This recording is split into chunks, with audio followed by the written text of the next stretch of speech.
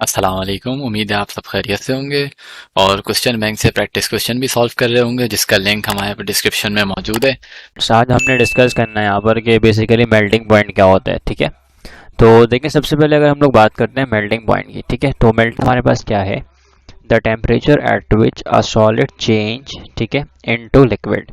Basically वो temperature हमारे पास जिस टेम्परेचर पर लिक्विड सॉलिड जो है बेसिकली वो कन्वर्ट हो जाता है लिक्विड में। ठीक है, इसको हम कहते हैं मेल्टिंग पॉइंट। जैसे आपके पास एक आइस है, तो आइस अभी इस वक्त हमारे पास सॉलिड फॉर्म में। ठीक है, तो अगर ये बेसिकली लिक्विड में कन्वर्ट हो रहा है तो हमारे पास जो टेम्परेचर है, the temperature at which a solid change into liquid, ठीक है ना, उस टेम्परेचर पर जिस टेम्परेचर पर लिक्विड बन रहा है, यानी कि सॉलिड जो है बेसिकली कन्वर्ट हो रहा है लिक्विड में या चेंज हो रहा है, अपनी स्टेट को चेंज कर रहा है, तो इसको हम कहेंगे melting point, right. Freezing point हमारे पास क्या होता है? तो सिंपल, फ्रीजिंग पॉइंट हमारे पास क्या है? The temperature at which the liquid change into solid. ठीक है, इज कॉल्ड फ्रीजिंग पॉइंट। जैसे कि हमारे पास लिक्विड है, वाटर है, उसको हम बेसिकली फ्रीज कर रहे हैं, तो वो टेम्परेचर जिसके ऊपर वो लिक्विड जो है सॉलिड बन जाए, ये कहलाता है फ्रीजिंग पॉइंट, राइट। फिर हमारे पास है latent heat of fusion. It is the quantity of heat required to transform 1 kg of ice completely. ठीक है, ये हमारे पास बेसिकली अमाउंट ऑफ हीट होता है जो कि करता क्या है? करता ये है कि 1 kg ऑफ आइस को कम्प्लीटली ट्रांसफ़र करता है, ठीक है ना, वाटर में एट 0 डिग्री सेंटीग्रेड।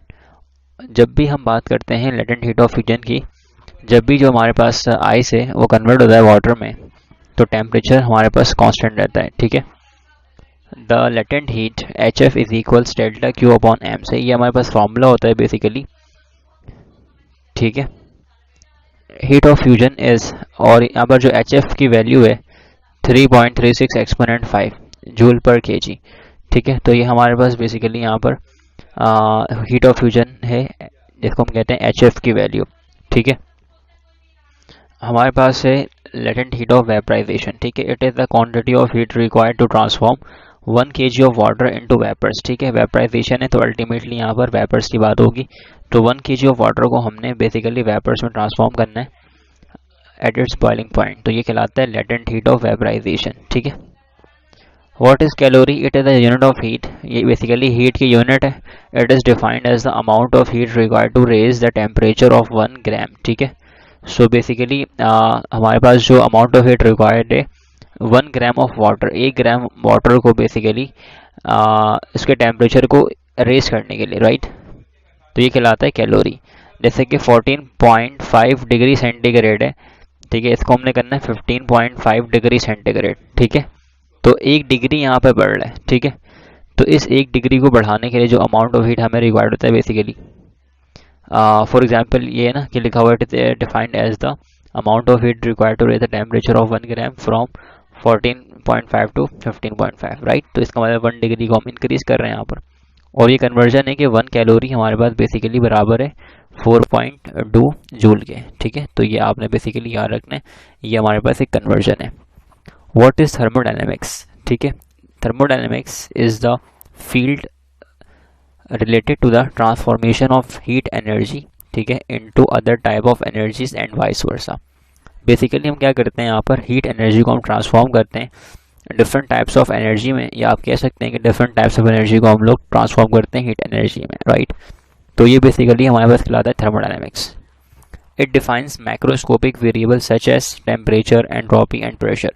यहाँ पर मैक्रोस्कोपिक वेरिएबल से मुराद है कि वो वेरिएबल्स जिनको हम लोग मेजर करते हैं, लाइक टेम्परेचर, एंट्रोपी, प्रेशर। सही है, thermodynamics does not describe the microscopic constitute of the matter. सही है, हमारे पास जो थर्मोडायनेमिक्स है बेसिकली वो डिफाइन नहीं करता माइक्रोस्कोपिक कॉन्स्टिट्यूएंट्स को। ठीक है, हमें ये तो पता है कि एक मॉलिक्यूल है, जब वो मूव करेगा तो उसके पास काइनेटिक एनर्जी होगी, राइट, लेकिन उस मॉलिक्यूल की जो वेलोसिटी है, राइट, फॉर एग्जांपल हमारे पास है kinetic energy is equals 3/2 kT। ठीक है, अब हमारे पास 3/2 kT जो है, ये टी हमारे पास क्या, टेम्परेचर। तो बेसिकली माइक्रोस्कोपिक हमारे पास सिस्टम क्या होगा? तो माइक्रोस्कोपिक सिस्टम हमारे पास वो होगा कि जैसे हम लोग एटॉमिक स्केल के ऊपर मॉलिक्यूल्स की बात करें, ठीक है, मॉलिक्यूल्स की मोशन की बात करें, उसके हम स्टेट्स की बात करें कि भाई मॉलिक्यूल जो है वो किस स्टेट में है अभी, ठीक है, उसके नंबर ऑफ माइक्रो स्टेट्स वगैरह क्या हैं। तो basically number of micro states हो गए, या सिंपल ये हमारे पास चीज़ें होती हैं, जैसे कि नंबर ऑफ माइक्रो स्टेट्स हो गया। अब इससे हमारे पास जो है बेसिकली बनने वाली एंट्रोपी हो गई वगैरह वगैरह। हमें ये तो पता है कि एंट्रोपी डिसऑर्डरनेस है सिस्टम की, ठीक है। तो ये मैक्रोस्कोपिक प्रॉपर्टी है, बट ये है किसकी वजह से? तो हमारे पास नंबर ऑफ स्टेट्स की वजह से होता है, राइट। तो ये बेसिकली इन डेप्थ जब हम लोग माइक्रोस्कोपिक प्रॉपर्टी की बात करते हैं तो वहाँ पर हमें ये देखने को मिलता है, राइट। तो अब हम लोग देखते हैं यहाँ पे first law of thermodynamics. What is first law of thermodynamics? तो देखें, याद रखें, हमारे पास जब भी बात होती है फर्स्ट लॉ ऑफ थर्मोडायनेमिक्स की, तो सिंपल हम लोग ये कहते हैं कि first law of thermodynamics states that, ठीक है। ये लॉ क्या कहती है? The amount of heat delta Q, ठीक है, supplied to a system is conserve, ठीक है, is doing some external work delta u as well as increase in the internal energy। अगर हमारे पास फॉर एग्जांपल कोई सिस्टम है, ठीक है, हमने इस सिस्टम को ये पिस्टन लगा दिया, बट ये पिस्टन हमारे पास मूवेबल है, ये मूव कर सकता है। हमने सिस्टम को हीट प्रोवाइड किया डेल्टा क्यू, सही है, और इस सिस्टम की जो हमारे पास है इंटरनल एनर्जी उसमें इजाफा होगा, राइट।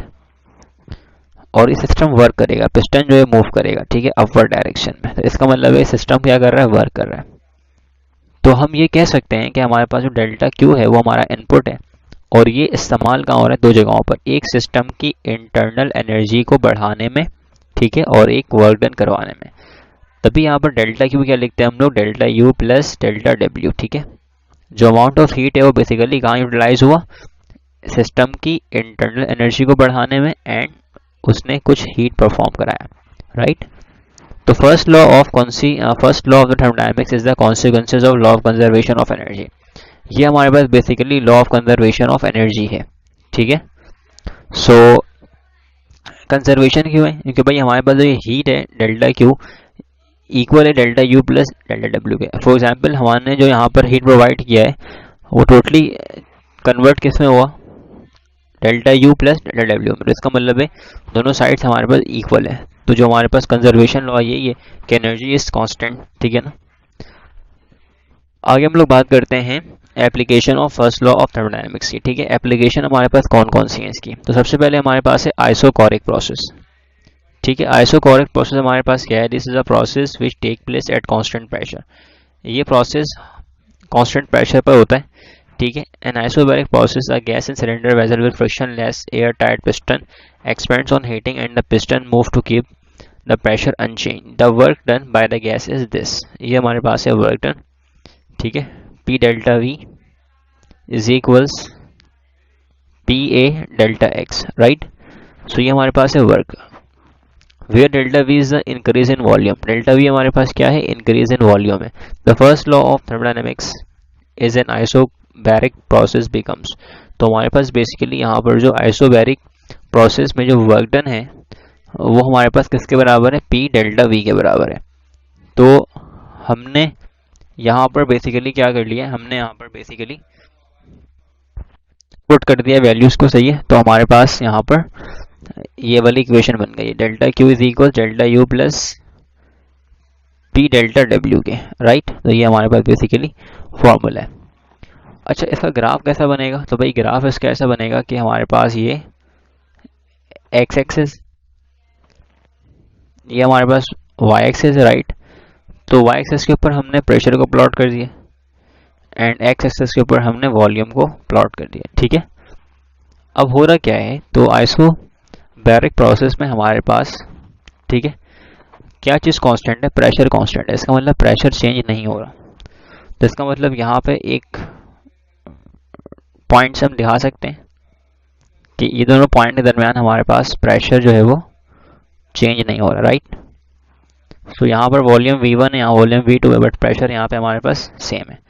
तो इस स्टेट के ऊपर हम लिख सकते हैं P V1 T1, ठीक है।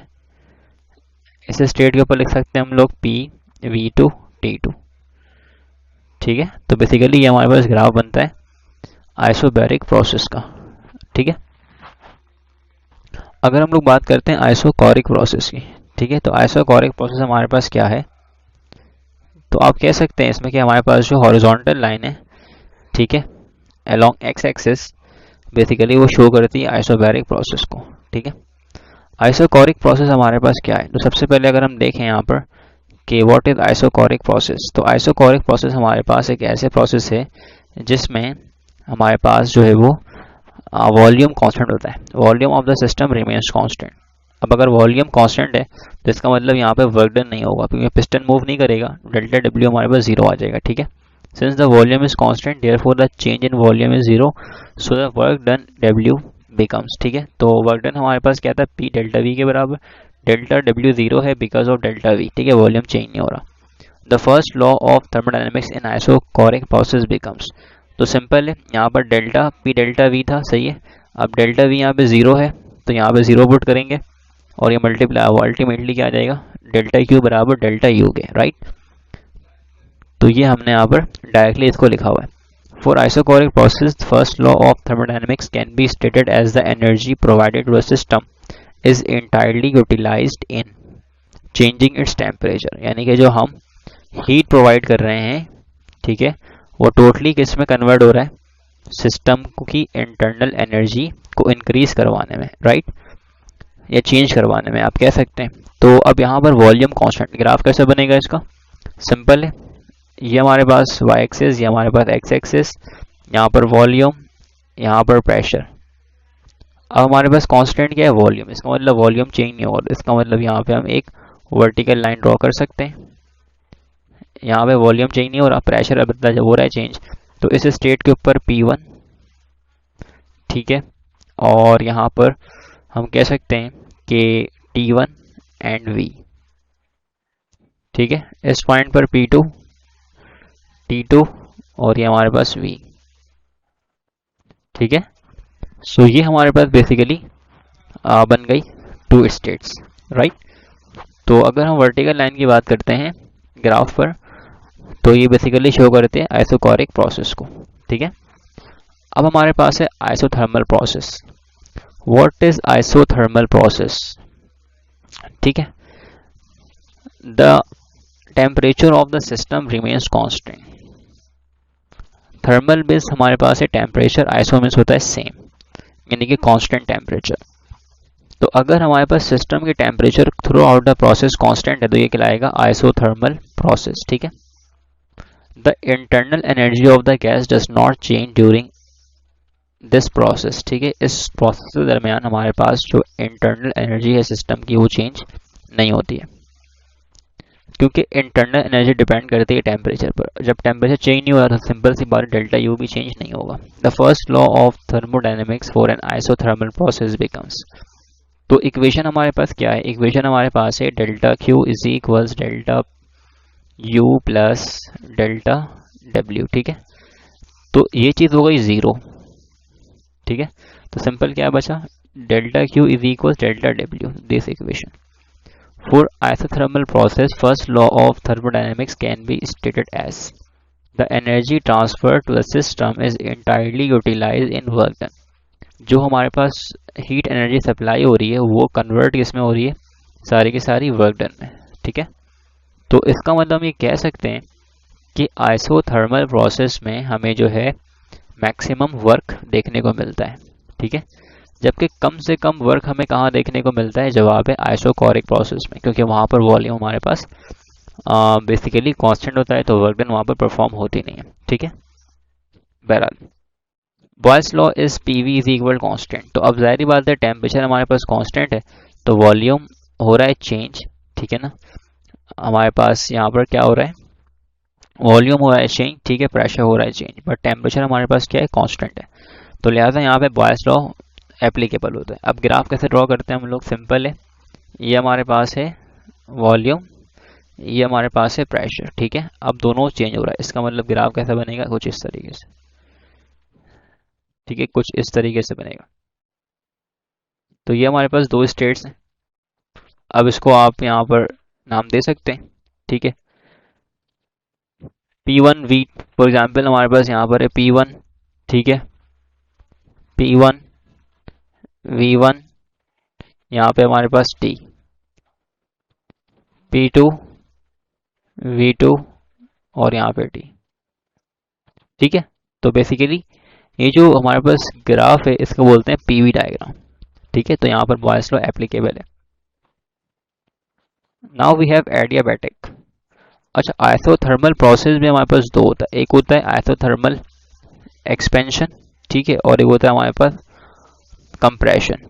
कंप्रेशन में सिस्टम जो है बेसिकली कंप्रेस होता है, और एक्सपेंशन में सिस्टम जो है बेसिकली वो एक्सपेंड होता है। तो बेसिकली सिर्फ यहाँ पर जो हमारे पास साइन है उसका ही फ़र्क होता है, ठीक है। जैसे कि फॉर एग्जांपल हमें पता है कि अगर यहाँ पर वर्क डन बाय सिस्टम है या वर्क डन ऑन सिस्टम है, तो बेसिकली साइन कन्वेंशन क्या होती है। वर्क डन बाय सिस्टम को बेसिकली पॉजिटिव कंसिडर करते हैं हम लोग, और वर्क डन ऑन सिस्टम को हम लोग नेगेटिव कंसिडर करते हैं, ठीक है। ऐसा क्यों होता है? क्योंकि ज़ाहिर बात है, हमें जब हम एक इंजन को बनाते हैं, गाड़ी बनाते हैं, तो हम चाहते हैं कि वो गाड़ी हमें काम करके दे, मतलब work done by the system हो। यानी कि एक गाड़ी को बनाकर अगर हम नहीं धक्का लगाना है तो फिर फ़ायदा क्या है उसको बनाने का, ठीक है। तो हम ये चाहते हैं बेसिकली कि हम गाड़ी बनाएं, इंजन तैयार करें, और वो इंजन हमें काम करके दे, ठीक है, ना कि हम उसके ऊपर धक्का लगाएं, हम उसके ऊपर वर्क करें। तभी हम लोग यहाँ पर वर्क डन बाय सिस्टम को पॉजिटिव मानते हैं, ये साइन कन्वेंशन है, ठीक है। तो अगर यहाँ पर डेल्टा क्यू बेसिकली हमारे पास बराबर है डेल्टा डब्ल्यू के, इसका मतलब इंटायर हीट किस में कन्वर्ट हो रही है, वर्क डन में कन्वर्ट हो रही है। अब देखते हैं हम लोग यहाँ पर एडियाबैटिक प्रोसेस। एडियाबैटिक प्रोसेस में क्या होता है? तो एडियाबैटिक प्रोसेस में हमारे पास, ठीक है, the process in which no heat flows into और आउट। एक ऐसा प्रोसेस जिसमें हीट जो है न सिस्टम में दाखिल होता है न सिस्टम से बाहर निकलता है, ठीक है। तो हम कहते हैं कि एडियाबैटिक प्रोसेस है। इसका मतलब यहाँ पर जो हमारे पास हीट है डेल्टा क्यू वो ज़ीरो है, क्योंकि हमारे पास सिस्टम में हीट ना तो बाहर से आ रही है और ना ही सिस्टम से बाहर जा रही है। तो अल्टीमेटली चेंज इन हीट जो है वो हमारे पास ज़ीरो हो जाएगा। During an adiabatic process the substance is perfectly insulated from the surrounding. तो अगर हमारे पास एडियाबैटिक प्रोसेस है तो हमारे पास जो सिस्टम है वो परफेक्ट क्या होना चाहिए? इंसुलेटेड, ठीक है। क्यों? फॉर एग्जांपल ये हमारे पास एक ठीक है सिस्टम है, इसको हमने यहाँ पर प्लेस कर दिया इंसुलेटर के ऊपर, ठीक है। ये हमारे पास है इंसुलेटर, ठीक है। सो ये हमारे पास इंसुलेटर इसलिए है क्योंकि हमारे पास सिस्टम से हीट ना जाएगी और ना सिस्टम से हीट बाहर से आएगी, तो इसीलिए हमने यहाँ पे क्या लगाया हुआ? इंसुलेटर। तो ये बाउंड्री होती है वॉल बेसिकली इंसुलेटेड, तो हमने इसको इस तरह से दिखाया होता, ठीक है। इवन पिस्टन भी जो है वो इंसुलेटेड होता है हमारे पास, ठीक है। तो हीट एक्सचेंज यहाँ पे नहीं हो रहा, तो डेल्टा क्यू हमारे पास क्या है? ज़ीरो के बराबर है। तो फर्स्ट लॉ ऑफ थर्मोडायनेमिक्स जो है बेसिकली हमारे पास यहाँ पर क्या बनेगी, ठीक है, डेल्टा, ठीक है, Q is equals delta U plus delta W, ठीक है। अब यहाँ पर डेल्टा क्यू ज़ीरो के बराबर है, तो ये हो जाएगा delta U plus delta W. तो अल्टीमेटली यहाँ पे हमारे पास ये हो जाएगा minus delta U is equals delta W, ठीक है।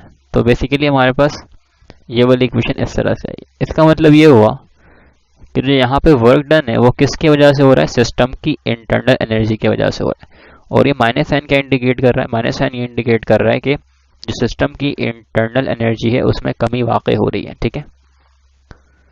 और यहाँ पर ये चीज़ यहाँ पर मेंशन हुई हुई है कि हमारे पास जो एडियाबैटिक प्रोसेस में जो वर्क डन है वो क्यों होता है? Due to internal energy of the system.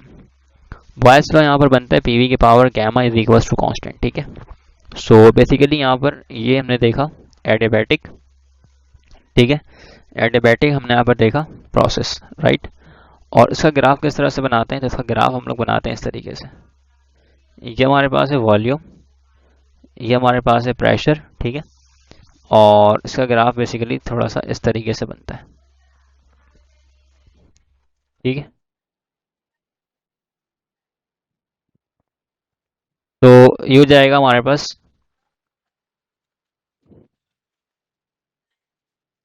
P2, या इसको आप कह लें P1, V1, T1,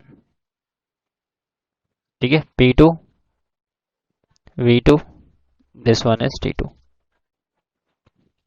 सही। और यहाँ पर भी हमारे पास जो है बेसिकली एडियाबैटिक प्रोसेस के अंदर भी एक्सपेंशन एंड कंप्रेशन होती है, राइट। सिस्टम जो है बेसिकली वो एक्सपेंड भी होता है और सिस्टम जो हमारे पास है वो कॉन्ट्रैक्ट भी होता है। Now we have second law of thermodynamics. अब हम देखते हैं यहाँ पर कि हमारे पास सेकेंड लॉ ऑफ थर्मोडायनेमिक्स क्या है, ठीक है। तो सेकेंड लॉ ऑफ थर्मोडायनेमिक्स हमारे पास बेसिकली कहते हैं कि this law consist of two statement. हमारे पास इस लॉ की दो स्टेटमेंट है, ठीक है। एक कहते हैं कि हमारे पास यहाँ पर जो है वो अगर सिस्टम हमारे पास है, जैसे कि फॉर एग्जांपल कोई हीट इंजन वगैरह है, तो this law consist of two statement. Number one है हमारे पास केल्विन। केल्विन स्टेटमेंट क्या कहते हैं, it is impossible to design a heat engine which can supply a continuous work, ठीक है। ठीक है, तो ये इम्पॉसिबल है कि हम एक ऐसा हीट इंजन को बेसिकली डिज़ाइन करें जो कि कंटिन्यू वर्क करे by taking heat from source, ठीक है ना। सोर्स से वो हीट जो है वो लेता रहे और वर्क करता रहे without losing into the sink, ठीक है, और कोई वो एनर्जी को लॉस ना करे, ऐसा इम्पॉसिबल है। केल्विन स्टेटमेंट ये कहती है। नंबर टू हमारे पास क्या है कि it is impossible to design a cold engine which can transfer heat from low temperature to high temperature without using external energy. For example आप ने कोई फॉर एग्जाम्पल घर पर जो है वो स्वीट डिश बनाया है और आपने उसको फ्रिज में रखना है, तो फ्रिज एक हमारे पास बिहेव करता है लाइक अ कोल्ड इंजन। तो अब जो है हीट जो वहाँ पर फ्लो होगी हाई से लो में, राइट। ऐसे ही होता है ना, हमारे पास जो हीट है basically from low temperature to high temperature without losing energy. तो बेसिकली हमारे पास जो लो टेम्परेचर है, यानी कि जो हमारे पास फ्रिज है उसका जो टेम्परेचर है वो लो है, और जो हमारे पास जो स्वीट डिश है उसका टेम्परेचर हमारे पास हाई है।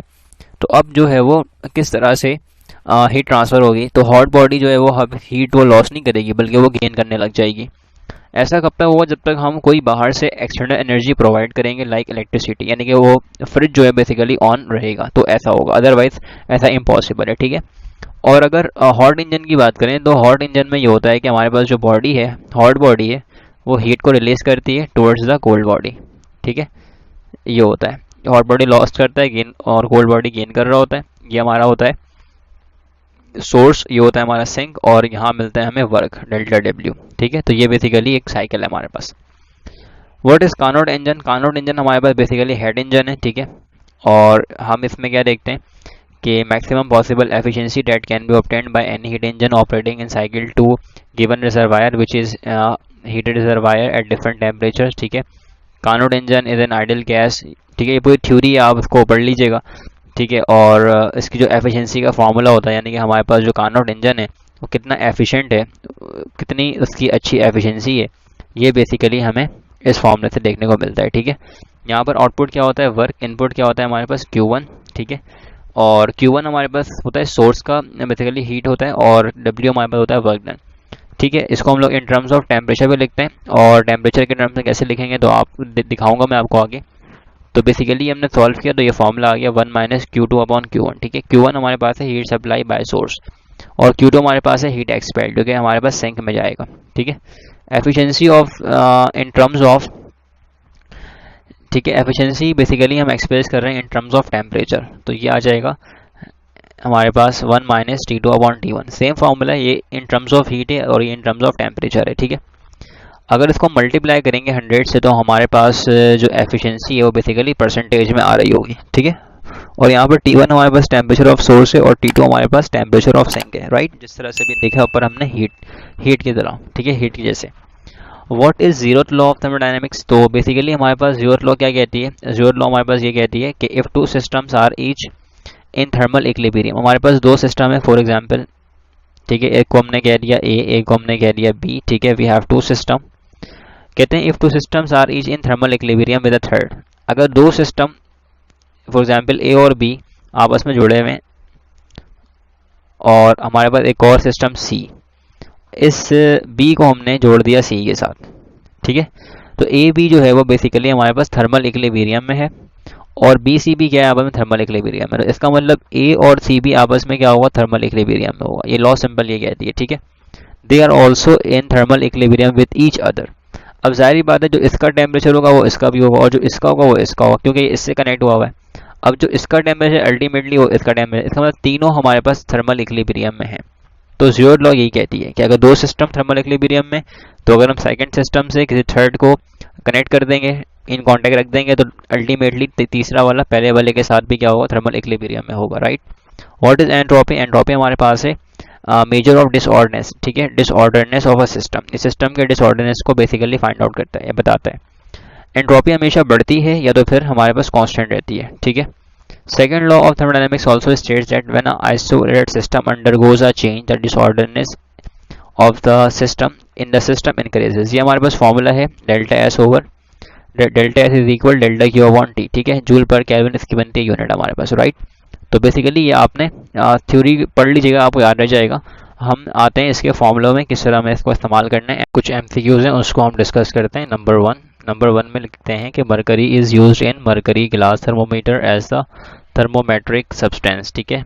मरकरी में बेसिकली हम लोग इस्तेमाल करते हैं, मरकरी को इस्तेमाल करते हैं हम लोग मरकरी ग्लास थर्मोमीटर में, ठीक है, as a thermometric substance. Because क्योंकि ये वेट नहीं होता कैपिलरी ट्यूब के साथ, ठीक है, ओपैक है बेसिकली, और इसकी एक्सपेंशन जो है यूनिफॉर्म है over a wide range of temperature. तो ये बात सारी ठीक है, ए बी सी, तो इसका मतलब है D, all of the above, ठीक है। क्वेश्चन नंबर 2 में कहते हैं कि two fix points use for the temperature scales are, ठीक है। हम लोग जो है दो पॉइंट को फिक्स करते हैं टेम्परेचर स्केल में फिक्स करने के लिए। वो दो पॉइंट कौन कौन से होते हैं? तो वो दो पॉइंट हमारे पास होते हैं freezing point and boiling point, ठीक है, किसकी? वाटर की, राइट। तो ऑप्शन नंबर बी हमारे पास करेक्ट है। क्वेश्चन नंबर 3 में कहते हैं कि हमारे पास in liquid in glass thermometer the thermometric property used is, ठीक है। तो बेसिकली हम लोग जो ग्लास थर्मोमीटर में लिक्विड यूज़ करते हैं, ठीक है, एज अ थर्मोमेट्रिक प्रॉपर्टी, वो क्यों इस्तेमाल करते हैं? क्योंकि हमारे पास थर्मल एक्सपेंशन है, कलर चेंज ऑन हीटिंग है, दोनों सही है, ए एंड बी सही है। तो जवाब है बोथ ए एंड बी।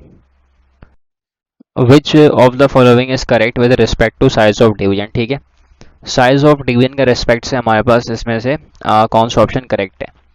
तो degree centigrade and kelvin scale है। अब देखें, number of division kelvin scale में और नंबर ऑफ डिवीजन हमारे पास डिग्री सेंटीग्रेड स्केल में, दोनों इक्वल होते हैं। 100 डिवीजन केल्विन स्केल में भी होते हैं एंड 100 डिवीजन हमारे पास डिग्री सेंटीग्रेड में भी होते हैं, ठीक है।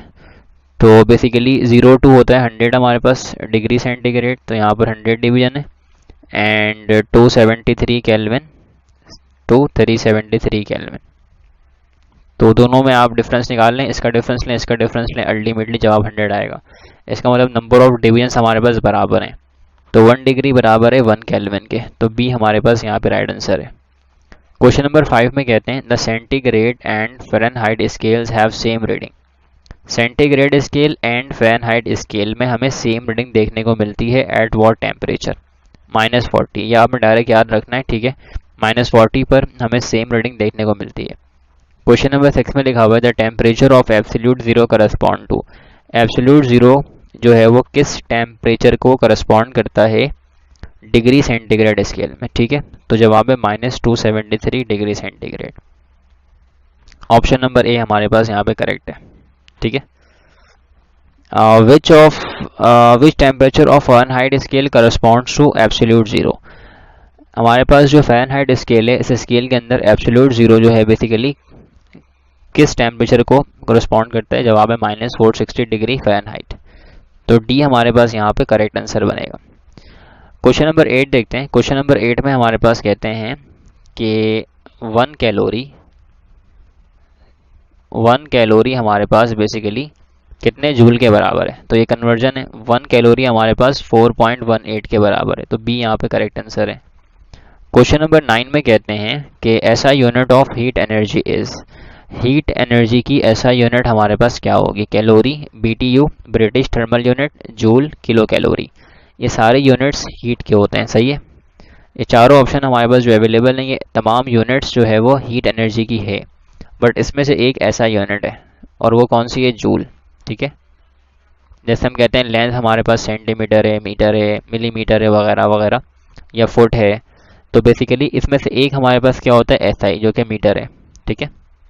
क्वेश्चन नंबर 10 में कहते हैं absolute zero is considered to the temperature at which.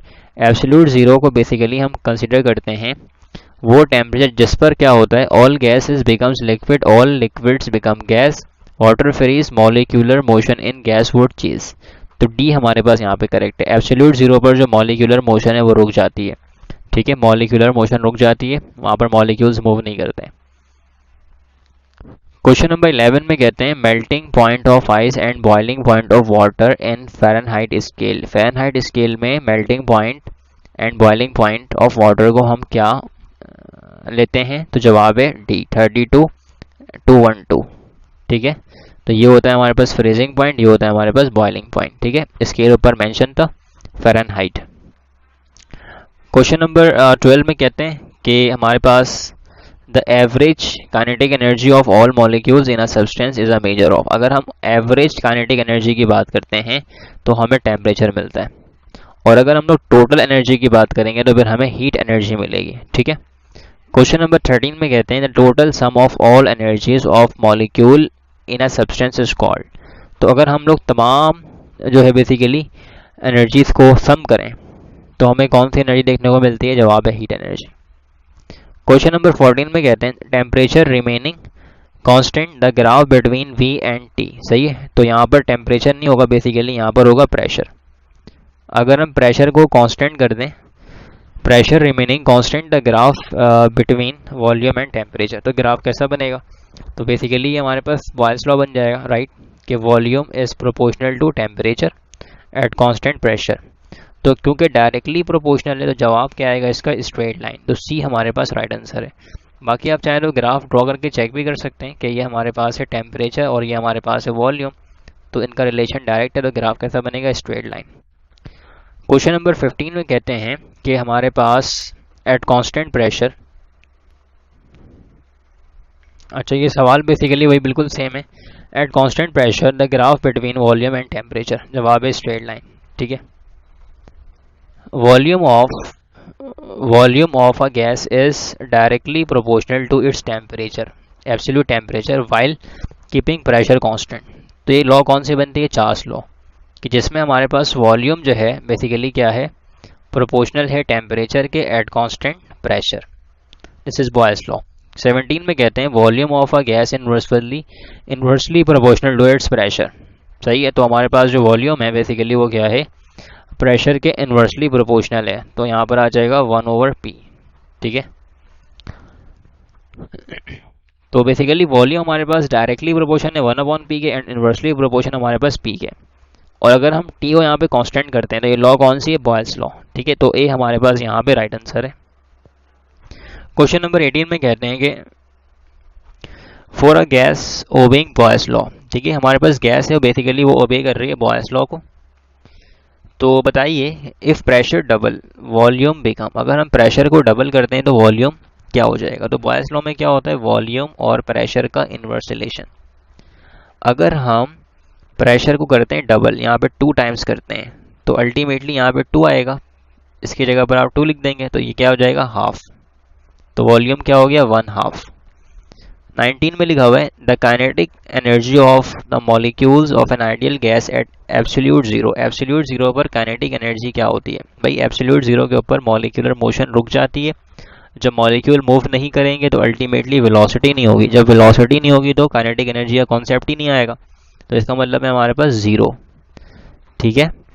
Kinetic energy depend करती है वेलोसिटी पर, तो वेलोसिटी नहीं है तो फिर सिंपल सी बात है कि काइनेटिक एनर्जी भी नहीं होगी, ठीक है। जैसे हम कहते हैं एक गाड़ी है, एक बस है, वो बस स्टेशन पे या बस स्टॉप पर खड़ी हुई है, ठीक है। तो बताइए कि वो जो गाड़ी है उसकी काइनेटिक एनर्जी क्या होगी, जवाब क्या आएगा, जीरो आएगा, क्योंकि भाई रुकी हुई बॉडी के पास काइनेटिक एनर्जी होती नहीं है। क्लियर है ये बात। क्वेश्चन नंबर 20 में कहते हैं the molecules of a gas exert pressure on the walls of the container due to, ठीक है।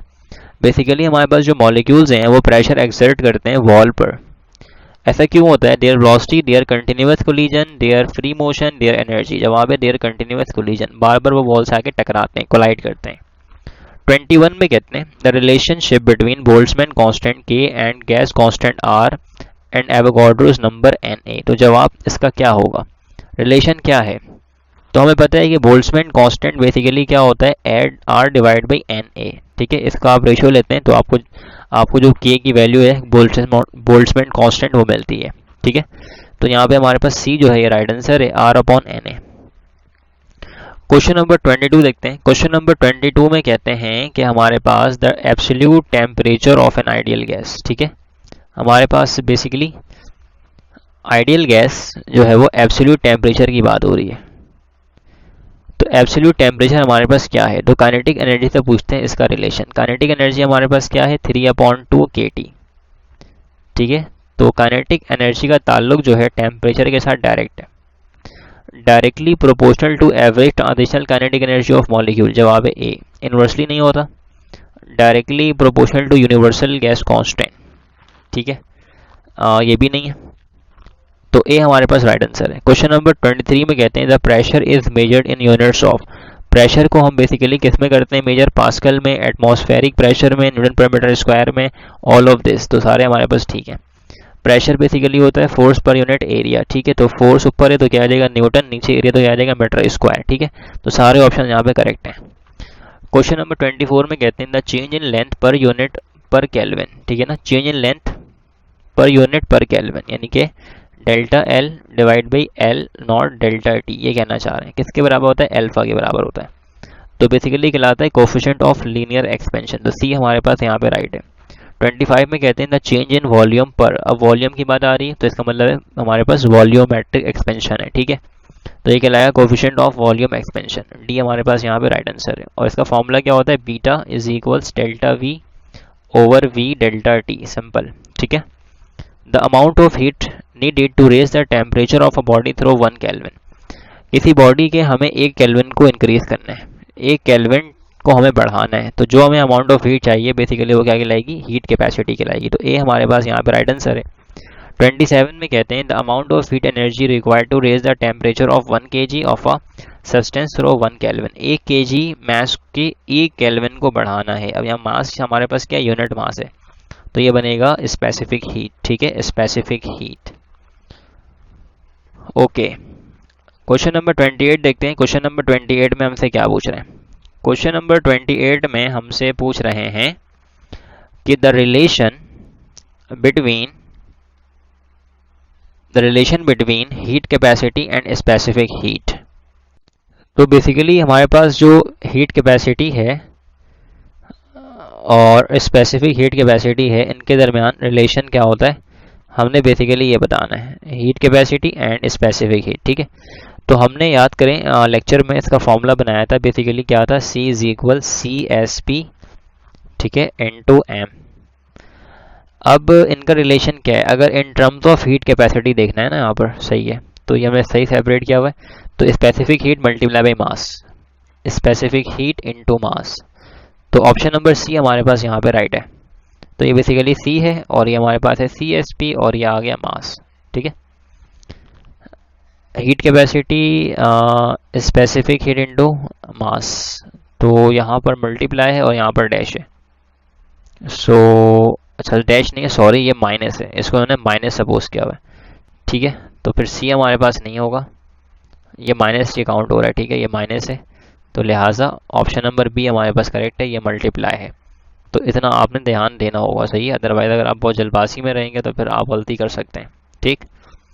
Question number 29। क्वेश्चन नंबर 29 में क्या लिखा हुआ है, heat needed to melt 1 kg of ice at its melting point without change of temperature. तो अगर हम यहाँ पर 1 kg ऑफ आइस को मेल्ट करना चाह रहे हैं बिना टेम्परेचर चेंज किए हुए, तो ये कहलाता है latent heat of fusion of ice, ठीक है, ये इसकी डेफिनेशन ही है अलबत्ता। क्वेश्चन नंबर 30 में कहते हैं the quantity of heat needed to raise the temperature of 1 mole. अब 1 मोल हमारे पास है, ठीक है, उसके 1 केल्विन को हमने इंक्रीज करना है, तो इस काम को करने के लिए जो हीट एनर्जी हमें रिक्वायर्ड है वो कहलाएगी मोलर स्पेसिफिक हीट या मोलर हीट कैपेसिटी, व्हाटएवर, ठीक है। 31 में कहते हैं for a monoatomic gas if Cp and Cv represent specific heats constant pressure and at constant volume respectively, then, तो फिर क्या होगा।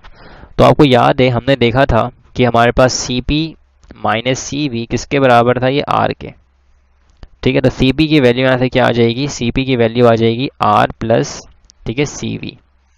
अल्टीमेटली सी पी यहाँ से क्या आएगा, ग्रेटर देन सी वी। वजह क्या है, वजह क्या है, देखें एक चीज़ से हमने यहाँ पे कितनी चीज़ें यहाँ पे बना ली हमने, ठीक है ना। तो नंबर 1, नंबर 2 एंड नंबर 3। देखिए वजह क्या है, अब हमारे पास सी वी की वैल्यू जो भी हो, फॉर एग्जाम्पल सी वी की वैल्यू 1 है, ठीक है। तो जो सी पी है वो कैसे आएगा, उसमें आर भी ऐड होगा, तो अल्टीमेटली सी पी हमेशा बड़ा आएगा। एक तो रीज़न ये भी है, और एक जो साइंटिफिक रीज़न है वो ये कि भाई सी पी की वैल्यू बड़ी इसलिए होती है कि वहाँ पर वर्क डन परफॉर्म होता है, जबकि सी वी में क्या होता है, there is no work done, तभी सी वी की वैल्यू कम होती है। बट अगर आप इसको थोड़ा समझना चाहें कि भाई ऐसा क्यों हो रहा है, मतलब मैथमेटिकल एनालिसिस से, तो आप सिंपल देख लें, अगर सी वी की वैल्यू 1 है तो सी पी की वैल्यू होगी वो कभी भी सी वी के बराबर तो नहीं होगी, क्योंकि सी पी बराबर है आर प्लस सी वी के, तो आर भी सी वी में ऐड होगा, तो इसका मतलब सी वी की वैल्यू अल्टीमेटली सी वी से बड़ी हो जाएगी, ठीक है। तो सी पी जो हमारे पास ग्रेटर होगा सी वी से, तो ऑप्शन नंबर यहाँ पर सी हमारे पास करेक्ट है। ऐसा unit is specific heat are, specific heat की यूनिट क्या होगी हमने ये बताना है, सही है। तो स्पेसिफिक हीट का फॉर्मूला क्या होता है, तो भाई हमारे पास delta Q over M delta T, ये फॉर्मूला होता है स्पेसिफिक हीट का, ठीक है। तो ऊपर है जूल पर केजी पर केल्विन, सिंपल ये फॉर्मूला इसका बन रहा है। तो चेक कर लें, जूल केजी केल्विन, अब यहाँ पे हमारे पास जो है जूल पर केजी केल्विन, तो ऑप्शन नंबर बी जो है बेसिकली हमारे पास राइट है, ठीक है। तो यहाँ पर ऑप्शन नंबर बी को आप मार्क करें।